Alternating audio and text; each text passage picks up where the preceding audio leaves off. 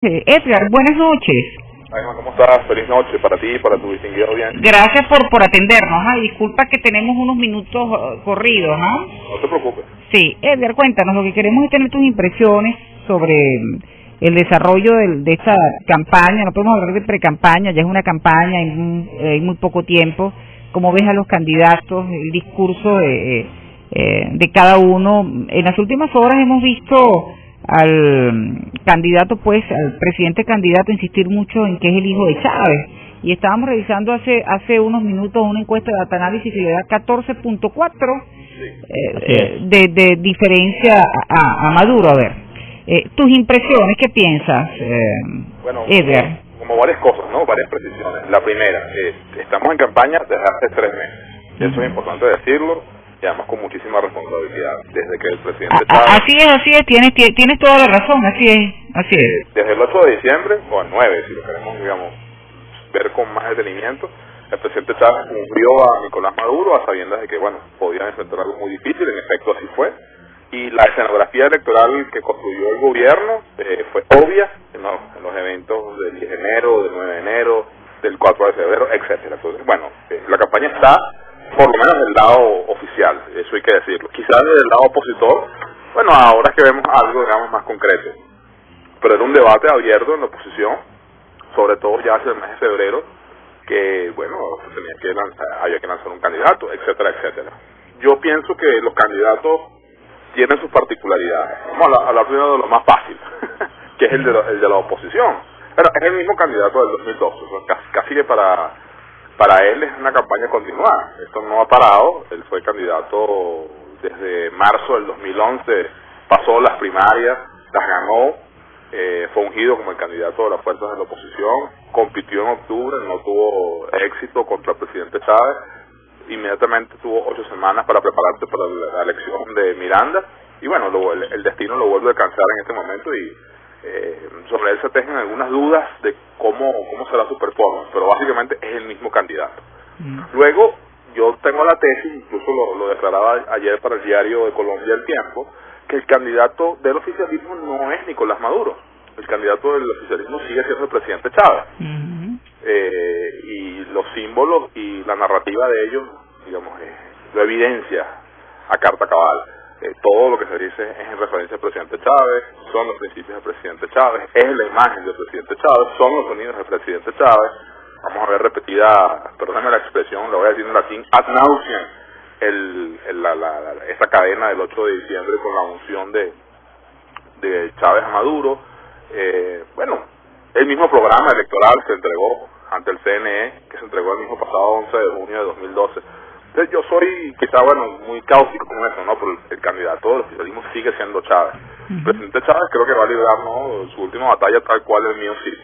Y bueno, aquí un vehículo, y esta expresión no la uso yo, sino, digamos, los mismos voceros del oficialismo hablan de que Maduro es un vehículo para votar por el presidente Chávez y su idea. Pero bueno, esos son mis comentarios con respecto a los candidatos. Ahora, con respecto al tono de sus campañas, y al tono, o mejor dicho, al desarrollo de sus pre-campañas, si queremos, digamos, apegarnos al marco legal vigente, o al menos reglamentario del CNE, bueno, una campaña que es como bastante fácil de analizar, ¿no? Y digo fácil entre comillas. Una campaña obvia, una campaña de abierta y directa confrontación. No esperaron mucho para darse con todo, entre comillas, de lado y lado. Capriles asumió desde el minuto 1 el tono con que culminó la campaña del 2012, aunque vale la diferencia que Capriles, digamos, era más frontal con la propuesta del candidato Chávez, que eran estos 5 principios del programa de la patria, y ahora, bueno, entró directamente a confrontar con su adversario, que es Nicolás Maduro, y él escogió a ese adversario. Inteligentemente, lo que está haciendo Capriles es desligar la figura de Nicolás Maduro de la de Hugo Chávez, que es la base y columna vertebral de su campaña. Si cabe el símil, uno podría decir que Enrique Capriles está buscando terrenalizar de ese Olimpo en el que quiere, digamos, ligarse Maduro hacia la figura de Chávez. Fíjate, ya que hace ese comentario, disculpa, Edgar, la pregunta que se hace mucha gente, nos paran en la calle, y de seguro a ti te ocurre lo mismo, nos llaman, nos envían mensajes. ¿Quién evita Capriles? ¿tiene Capriles chance de vencer o de ganarle al Estado? Porque lo que está detrás de Maduro, la figura del presidente Chávez, que ya es bastante decir, por supuesto, Sí. y el Estado, son los recursos. Sí. El Estado y todo lo que eso significa, ¿no? Las instituciones, estamos viendo las cadenas, es una copia casi exacta de lo que ya veníamos viendo durante 14 años. Es posible que en 3 semanas, y bueno, ahí tenemos la encuesta reciente de Data Analysis que le da ya casi 15 puntos de ventaja a Maduro. ¿Se puede revertir esto? Insisto, con todo lo que está a favor, todo lo que tiene en sus manos, Maduro pudiera revertirlo Capriles en 3 semanas.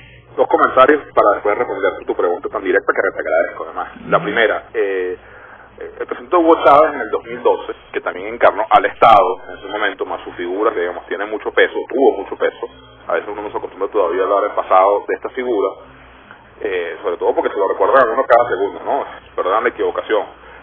El presidente Chávez, con el gasto público más alto en toda la historia de Venezuela, con todas esas instituciones a las que tú haces referencia, obtuvo una ventaja, vamos a hablar de subrayar la palabra, solo de 11 puntos sobre Capriles. Y yo digo el solo porque con todo el Estado a su favor, con un aparato político inmenso y esa cantidad de dinero que vimos en la calle, bueno, no fue algo similar a lo que ha ocurrido en los últimos 20 años en procesos de reelección en América Latina, donde el promedio, el ganador del incumbente, obtiene cerca de una ventaja de 20 puntos. Entonces, bueno, es como un matiz, ¿no? Sí, estamos ante un Estado todopoderoso, pero sigue habiendo un poderoso 45% de los venezolanos que se sigue oponiendo a eso.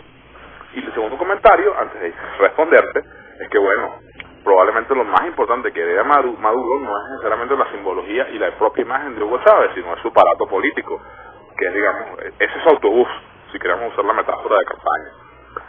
A tu pregunta en concreto, ¿es posible? Bueno, será posible en tanto y en cuanto los venezolanos, en particular de aquellos que no simpatizan con el gobierno, no caigan en la lógica de la profecía autocumplida.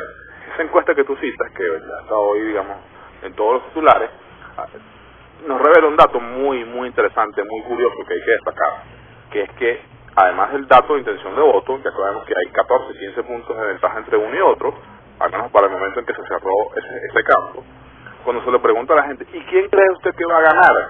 La diferencia, o sea, el porcentaje de gente que responde a favor de que Maduro va a ganar la presidencia es del 65%. Es obvio, aritméticamente, de que hay muchas personas de oposición que están respondiendo a favor de Maduro en esa pregunta. Precisamente por eso que tú has argumentado, por el peso del Estado, porque está viendo que es muy poco tiempo, las condiciones son muy difíciles, el duelo del presidente, etcétera, etcétera. Pero en la medida que todo el mundo crea que no es posible ganar, jamás se va a ganar.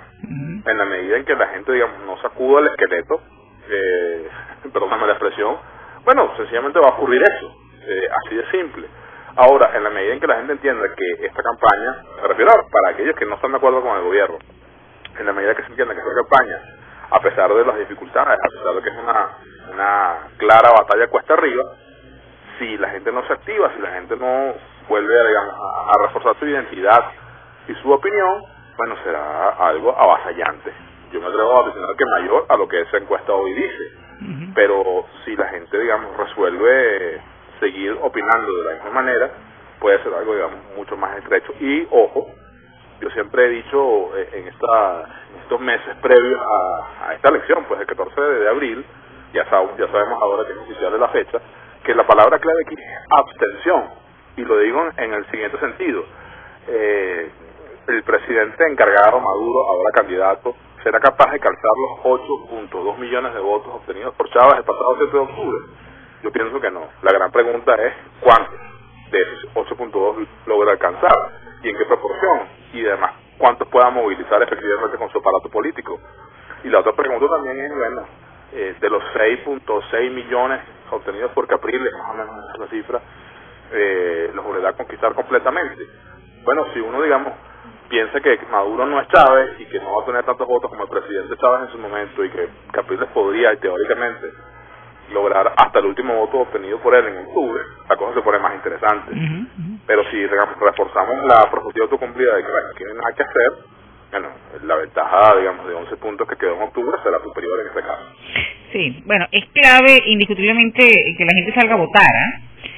Por quien quiera. La participación, sí, la activación, pues, del venezolano, que participe en este proceso, que no se llene, no sé, por decirlo de alguna manera, o se deje influir por aquello de que el mandado está hecho. Lo digo porque, por ejemplo, Edgar me decía, oye, todo parece indicar que va a ganar Maduro, entonces yo no voto.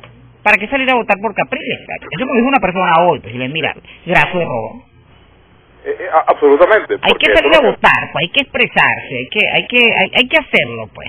Fíjate, incluso me pones a jugar un poquito más con los numeritos del 2012. La ventaja fue efectivamente de 11 puntos, una ventaja que algunas encuestadoras vaticinaron acertadamente, otras no.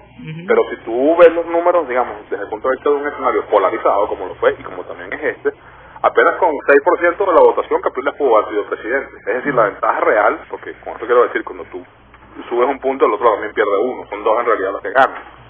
La ventaja fue relativamente poca, pero en la medida en que la gente apele al inmovilismo o se deje, digamos, inocular por el inmovilismo, porque no hay nada que hacer, bueno, será peor y bueno, yo creo que aquí el mensaje que cabe en clave ética, en clave ciudadana.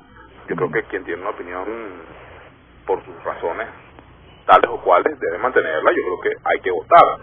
Ahora, si la gente piensa que bueno, esta es una oportunidad que muchos no veían en el papel, que es casi, digamos, un regalo que te dan, una oportunidad para volver a celebrar una consulta en la que hay una oportunidad de triunfo, bueno, ¿por qué no votar? Es la pregunta que no se hace, ¿no? Entonces, el número que estoy viendo de esa encuesta que tú citas es que, bueno, a la gente como que no le convence mucho eso, o que todavía no ha terminado de despertar.